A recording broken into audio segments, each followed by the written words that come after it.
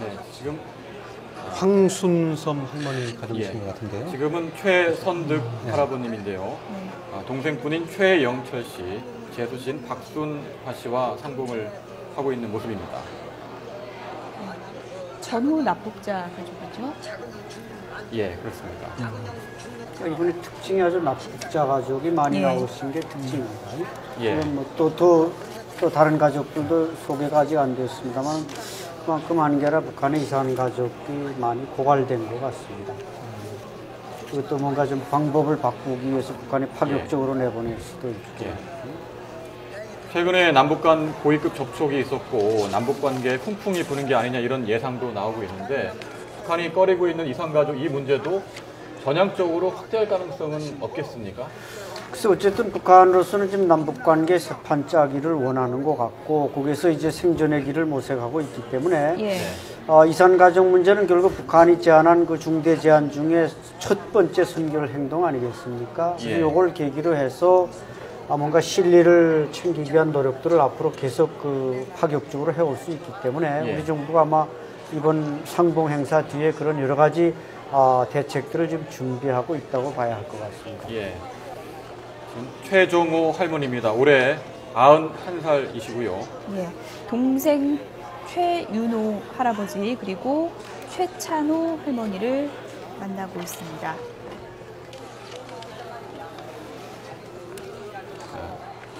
북쪽 삭주 구령포에서 어머니하고 오빠하고 동생하고 살다가 8.15 해방돼서 23살 때 경기도 용인으로 시집을 와서 계속 지내시다가 6.25 전쟁이 발생한 이후에 한 번도 못 만나 보셨다고 합니다. 여동생과는 5살 때쯤에 헤어졌다고 하는데요.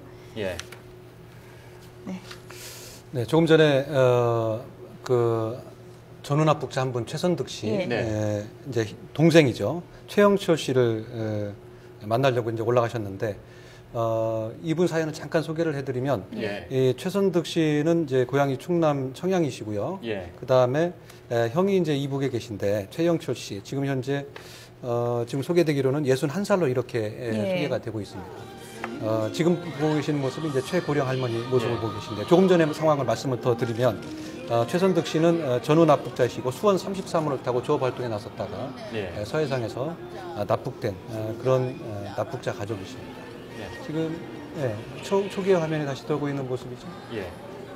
대부분이 고령자이시기 때문에 이제 남북 간에도 만나실 분들이 많이 남아있지는 않습니다. 이러다 보니까 생사라도 확인을 했으면 좋겠다. 생사만이라도 확인하고 좋겠다. 이런 의견들이 많은데요. 남북 간에 어떻게 생사 확인만이라도 할 수 있는 길은 없겠습니까? 예, 그게 아까 우리 얘기했는 건 마찬가지로 지금 뭐 화상 상봉이니 뭐 이런 단체 상봉이니 이건 어떤 게 좀 발전된 거고 가장 우선적으로 먼저 해야 될 게 서로 생사 확인. 이게 이제 가장 중요하겠죠. 그럼 이제 생사 확인이 되면은 그 다음에 뭐 단체 상봉을 하든 아니면 고향 방문해서 서로 만나보든 이런 게 되겠죠. 그렇기 때문에 지금 그 생사 확인이라고 하는 것만 하더라도 좀 우리도 이제 상당히 실질적으로 그런 걸 좀 정리를 해서 상시적으로 우리가 앞으로 만날 수 있는 그런 체계를 만드는 그런 과정이 필요한 것 같아요. 지금 뭐 일정과 관련해서 속보가 지금 들어오고 있는데요. 상봉 첫 일정, 단체 상봉. 조금 전에 이제 현장 화면으로 보셨던 단체 상봉이 5시 2분에 종료가 됐다는 속보가 들어왔습니다. 예. 단체 상봉이 끝나고 오늘은 이후에 북한이 주최하는 만찬이 예정돼 있지 않습니까? 예, 그렇습니다. 향후 일정에 대해서 설명을 좀 해주실까요? 말씀하신 대로요. 저녁에 조금 이제 쉬었다가 북한이 주최하는 환영 만찬이 있습니다. 저녁 7시부터 9시까지 진행이 될 예정인데 그 만찬을 끝으로 오늘 행사는 모두 끝납니다. 그리고 내일 오전에 개별 상봉이 있고요. 개인 간 이제 상봉이 있습니다. 그리고 오후에 이제 가족 간 상봉이 있고 그리고 나서 다시 이제 그 작별 만찬, 고별 만찬이 저녁에 이렇게 예정이 되어 있습니다. 그리고 나서 그 다음 날 1시간 정도 작별 상봉을 끝으로 해서 이번 1차 이산가족 상봉, 남측이 원한 북측 가족들을 만나는 1차 상봉 행사는 모두 끝나게 됩니다.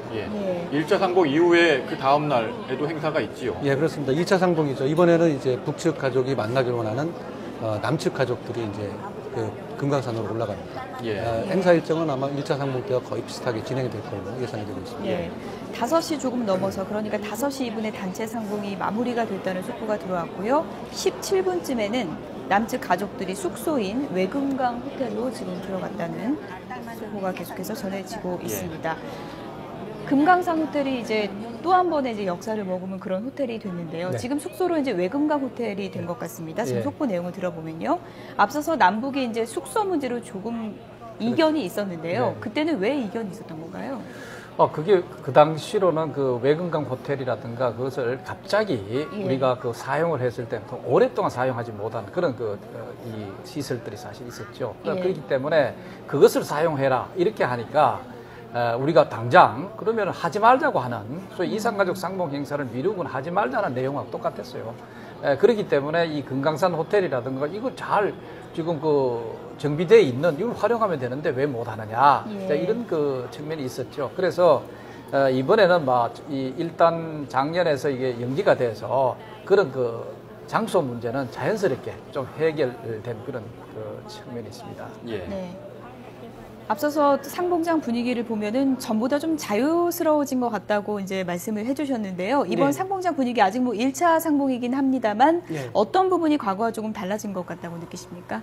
예, 우선 그 테이블을 이렇게 과거에 보면은 북한도 딱 그 담당 사람들이 딱 그 테이블별로 서서 예. 무슨 예. 대화를 나누는가 이렇게 너무 좀 이렇게 감시하는 듯한 분위기가 있었는데 예. 이번에 3년 몇 개월 만에 개최된 걸 보니까 예. 별로 이렇게 북한 요원들이 촘촘히 서 있지도 않고 왔다 갔다 하면서 또 할 말도 다 하고 이런 건 자연스러운 모습이 제가 볼 때는 한 3, 4년 전하고는 좀 바뀐 그런 걸 느낄 수가 있었습니다. 분위기가 많이 달라졌다는 그렇죠. 말씀이죠. 예. 그 지금 얘기하시는 저게 우리가 이제 그 좀 변화상이라고 본다면은 이 변화상자는 북한 내부의 사회 변화상도 반영하는 것 같아요. 그렇군요. 예. 지금 북한 주민들이 우리 생각보다 일반 개인 생활들은 보면은 나름대로 좀 그 자율성들이 예. 많이 지금 신장된 것 같아요. 특히 이제 최근에 평양에 다녀오신 분들의 그 전언에 따르면은 상당히 좀 그 밝아졌고 예. 나름대로 좀 그 여러 가지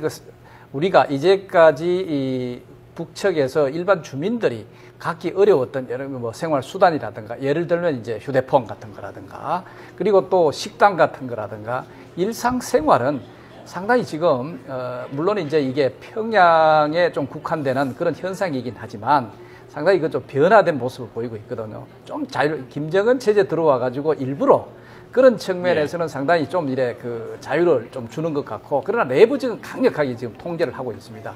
그래서 좀 방식 자체가 겉으로는 좀 열어두는 거. 그다음에 네. 그것을 멀리서는 굉장히 그 내부적으로는 오히려 더 그 단속을 강화하는 그런 이중성이 아마 이번에 이 만남에서도 좀 그 반영된 것이 아닌가 이런 예. 생각이 듭니다. 네. 네, 남북 이산가족 상봉 행사가 금강산에서 열리고 있는데요. 60여 년의 세월의 강을 건너서 이산가족들이 혈육들과 재회 시간을 갖고 있습니다. 고령자분들이 많으신데 예. 아무쪼록 별탈 없이 행사가 잘 진행됐으면 좋겠습니다. 네. 통일연구원 정영태 선임연구위원, 세계북한연구센터 안찬일 소장, 그리고 김문경 기자였습니다. 세 분 고맙습니다.